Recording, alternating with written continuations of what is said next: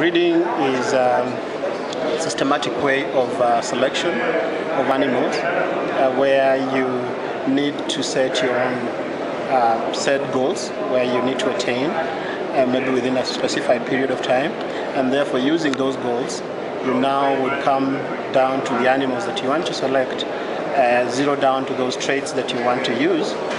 A farmer needs to use breeding as a way of improving the herd consistently, because whatever we have in breeding is that we know that some farms have attained some level of production that is satisfactory to them, but now they need to use breeding as a way for maintaining same nice traits and also for future replacement stock. And for those farms that are really doing maybe poorly on production and attainable goals, then this is also a way that should be used to improve their herds wholesomely, from production to longer life on the farm. Material that you can use now for breeding in the country in form of semen and embryos.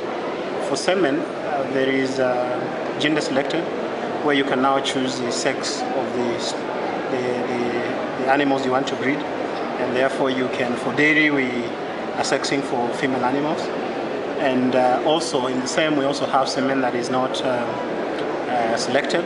That's what we call conventional semen. And for conventional semen is the normal 50-50 chance of either female or male. And those ones you find that the gender selected, because it's still new in the market, you find that the prices are quite still high. But for the conventional, the prices are normal and within range for most of the farmers. For the embryos, it's a new technology still on the market, but it's not. It hasn't actually taken a lot of farmers on board, because I think of the success rates and also the people that are available to offer the same service to the farmers are quite few in the country, and therefore you find that uptake has not been so good on that end of embryo transfer.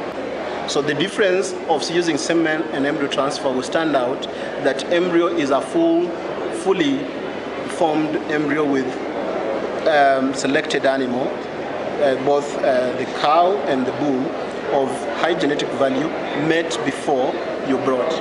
So you actually just brought a conserved young developing calf, which you deposit in the womb of the cow that you're using, be whichever animal that you're using, to just carry it to term and get that animal at calving. And semen is stored in liquid nitrogen. Liquid nitrogen is actually in liquid form at negative 196 degrees.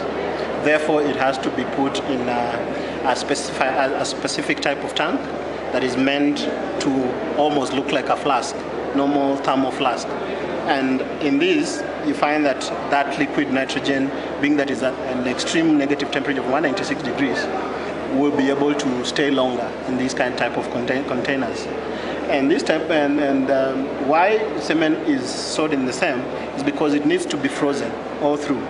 If it's not, when you remove it from the liquid, you have to actually thaw it and use it there and then. If it's exposed, if the container dries, the semen is exposed, or for over 15 seconds, it actually dies. Because when you thaw it, you cannot refreeze.